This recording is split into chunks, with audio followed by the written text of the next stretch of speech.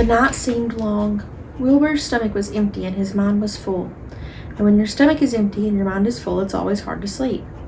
A dozen times during the night, Wilbur woke and stared into the blackness, listening to the sounds and trying to figure out what time it was. A barn is never perfectly quiet. Even at midnight, there's usually something stirring. The first time he woke, he heard Templeton gnawing a hole in the grain bin. Templeton's teeth scraped loudly against the wood and made quite a racket. That crazy rat, thought Wilbur. Why does he have to stay up all night, grinding his clashers and destroying people's property? Why can't he go to sleep like any decent animal? The second time Wilbur woke, he heard the goose turning on her nest and chuckling to herself. What time is it? Whispered Wilbur to the goose. Probably about 11:30, said the goose. Why aren't you asleep, Wilbur? Too many things on my mind, said Wilbur. Well, said the goose, that's not my trouble. I have nothing at all on my mind, but I've too many things under my behind. Have you ever tried to sleep while sitting on 8 eggs? No, replied Wilbur. I suppose it is uncomfortable. How long does it take a goose egg to hatch?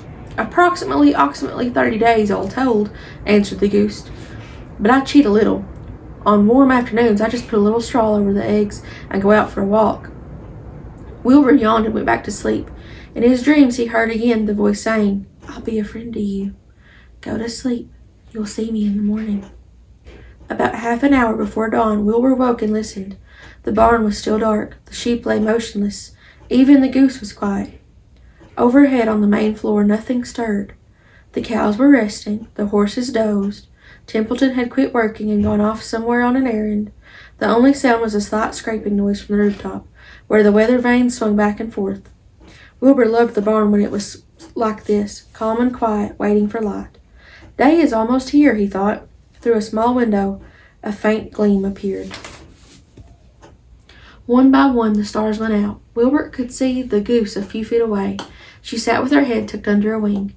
Then he could see the sheep and the lambs. The sky lightened. Oh, beautiful day! It is here at last.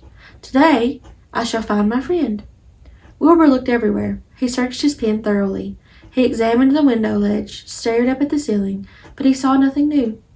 Finally, he decided he would have to speak up.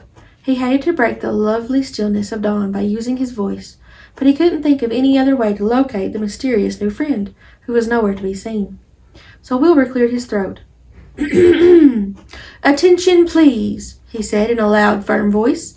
Will the party who addressed me at bedtime last night kindly make himself or herself known by giving an appropriate sign or signal?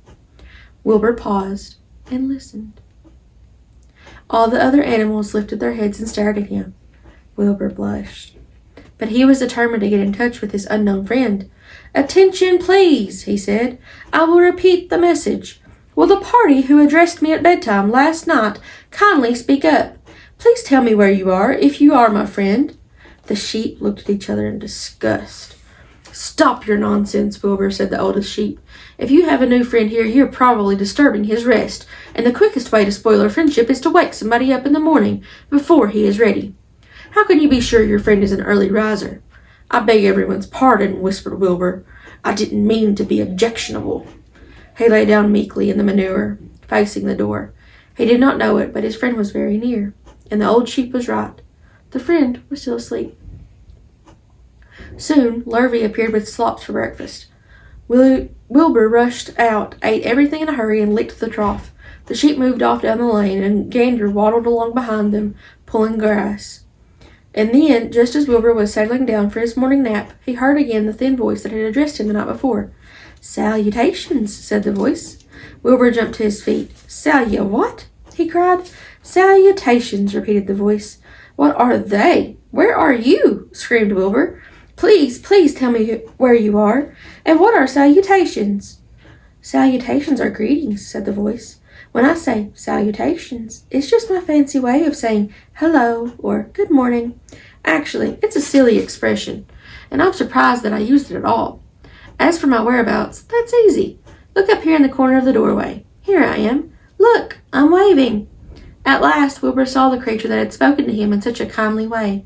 Stretched across the upper part of the doorway was a big spider web, and hanging from the top of the web, head down, was a large gray spider. She was about the size of a gumdrop. She had 8 legs, and she was waving one of them at Wilbur in a friendly greeting. See me now? She asked. Oh, yes, indeed, said Wilbur. Yes, indeed.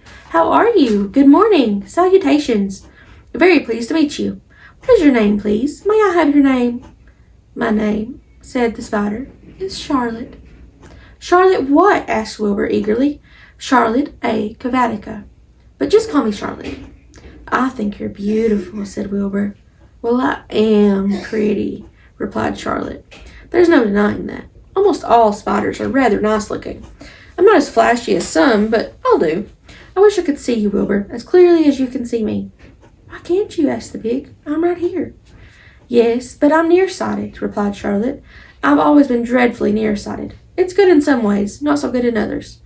Watch me wrap up this fly. A fly that had been crawling along Wilbur's trough had flown up and blundered into the lower part of Charlotte's web, and was tangled in the sticky threads.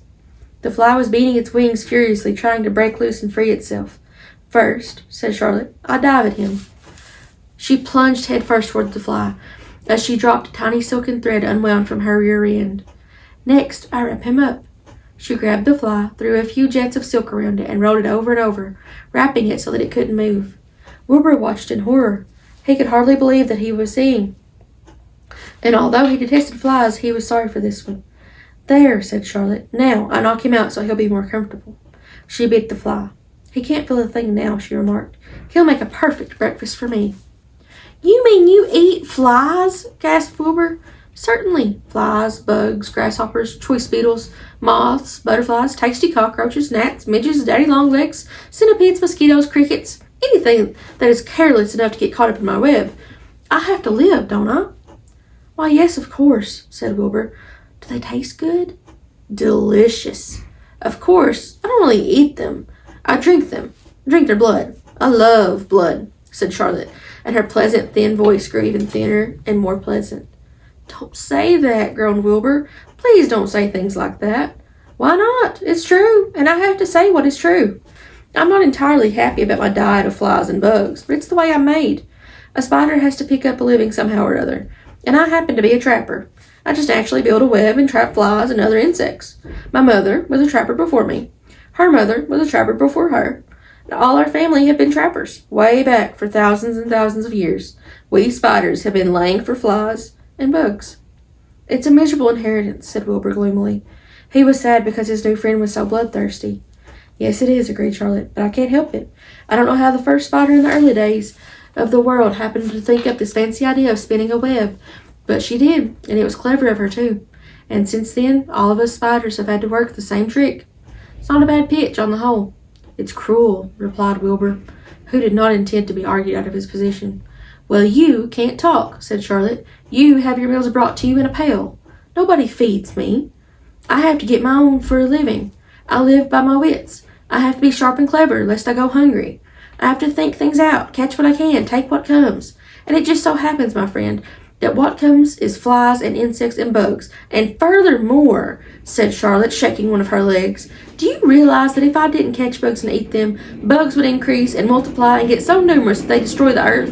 Wipe out everything? Really, said Wilbur, I wouldn't want that to happen. Perhaps your web is a good thing after all. The goose had been listening to this conversation and chuckling to herself. There are lots of things Wilbur doesn't know about life, she thought. He's really a very innocent little pig. He doesn't even know what's going to happen to him around Christmas time. He has no idea that Mr. Zuckerman and Lurvy are plotting to kill him. And the goose raised herself a bit and poked her eggs a little further under her so that they would receive the full heat from her warm body and soft feathers. Charlotte stood quietly over the fly, preparing to eat it. Wilbur lay down and closed his eyes. He was tired from his wakeful night and the excitement of meeting someone for the first time. A breeze brought him the smell of clover, the sweet-smelling world beyond the fence. Well, he thought, I've got a new friend, all right. But what a gamble friendship is. Charlotte is fierce, brutal, scheming, bloodthirsty, everything I don't like. How can I learn to like her, even though she's pretty and, of course, clever? Wilbur was merely suffering the doubts and fears that often go with finding a new friend. In good time, he was to discover that he was mistaken about Charlotte. Underneath her rather bold and cruel exterior, she had a kind heart, and she was to prove loyal and true to the very end.